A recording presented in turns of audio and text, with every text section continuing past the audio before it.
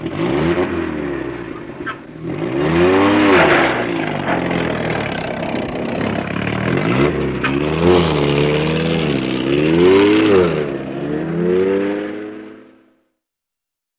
and welcome to my Rubicon Trail adventure. Let's go jeeping.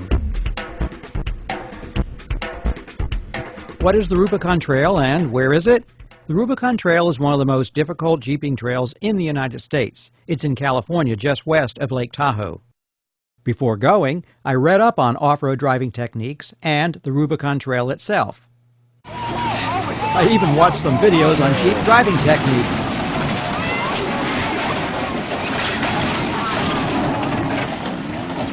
Sure, I've driven off-road before, in Moab and Sedona, but this was going to be a step up in difficulty. After driving for several hours on some moderate trail with a few obstacles, we stopped at a place near Loon Lake to camp for the night. We're going to set up camp here, cook a dinner, and then spend the night. Back on the trail, on the second day we traveled from Loon Lake to Buck Island Lake, starting with Walker's Rock. I was able to get the video through the windshield with my camcorder using this camcorder mounting bracket. Many times the view out the windshield doesn't really tell you what it looks like from the outside. And sometimes it's hard to tell what you're about to drive over.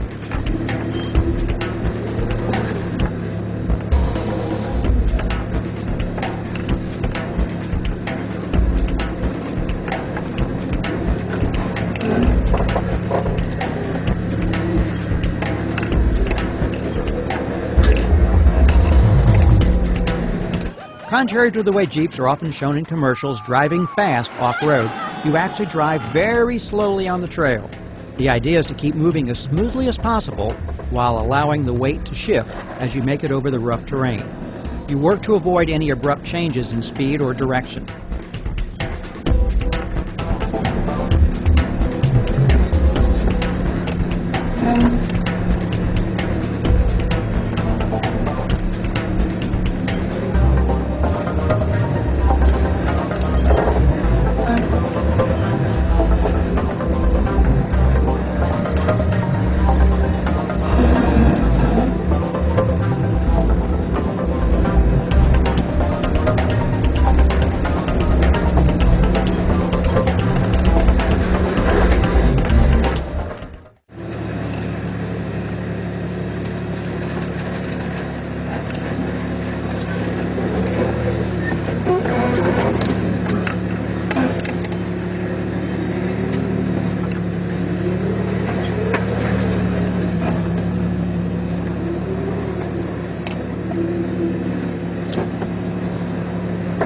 On day 2, we camped out at Buck Island Lake, a nice blue lake that holds water that then runs downstream to Loon Lake where there's a hydroelectric dam. For day 3, Harold rode along with me to provide instructions as I drove. And of course what you can always do is, if you're afraid that you might hit something, get out of the car and pile some rocks right next to the one that's sticking out there and make it easier. On the third day, we went from Buck Island to Rubicon Springs and back. The major challenge was big sluice box, one of the toughest parts of the trail.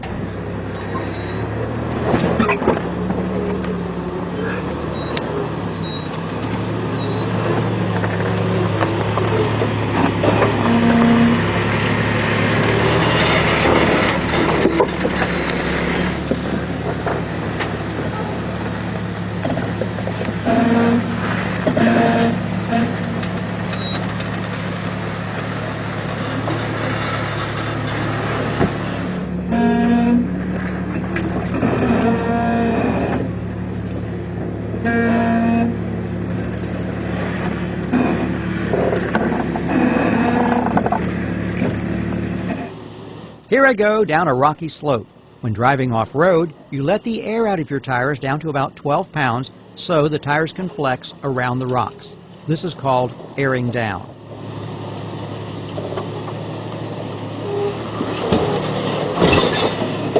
A side slip like that can be dangerous, especially if you're already tilted near the tipping point. Lucky for me, I wasn't.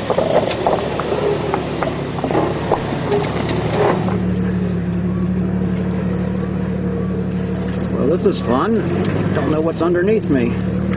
There are a few places on the Rubicon Trail where you drive through water. The problem with water is that you can't always tell what may be hidden beneath the surface. If you went too deep and without a special intake setup, if your engine should suck water in, it would destroy it. I'm trusting that Harold knows the trail.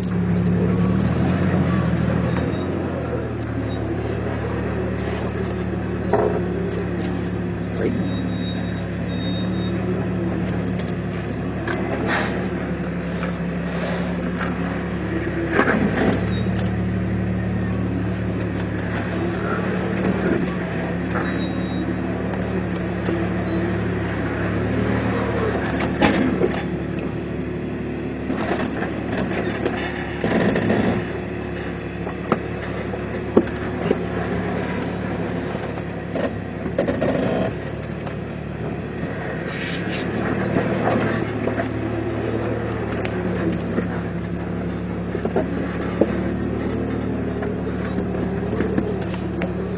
Wow, this is more than Moab.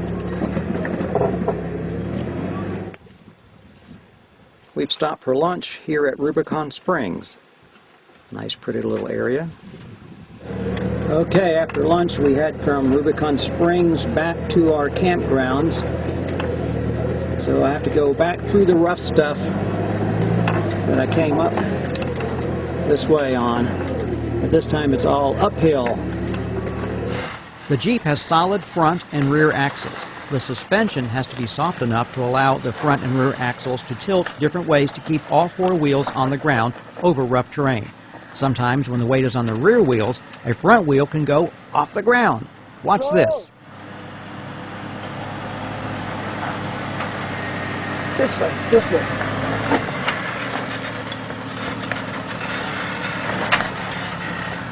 A Jeep can roll over sideways at a tilt a little bit over 40 degrees. This looked to be about a 30-degree tilt. Oh goody, I had 10 degrees of safety.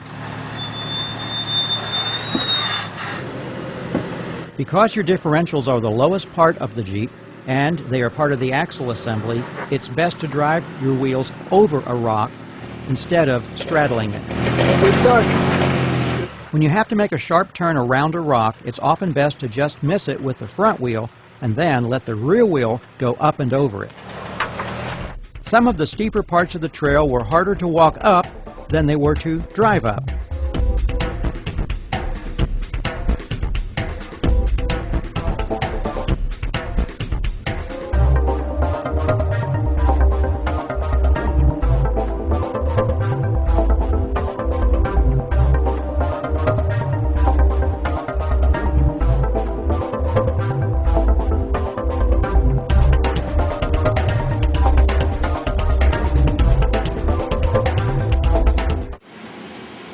We've reached the Loon Lake Dam, and that brings us to the end of our Rubicon Trail adventure.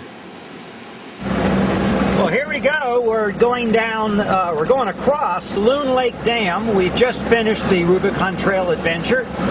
Loon Lake is a very attractive lake here that's used for hydroelectric power and also, I think, as a reservoir for municipal water. It's really something to be actually driving beyond 5 miles an hour after spending the 4 days on the trail. I learned a lot. It was fun and it was a lot of work too. Maybe next time I'll drive one of these.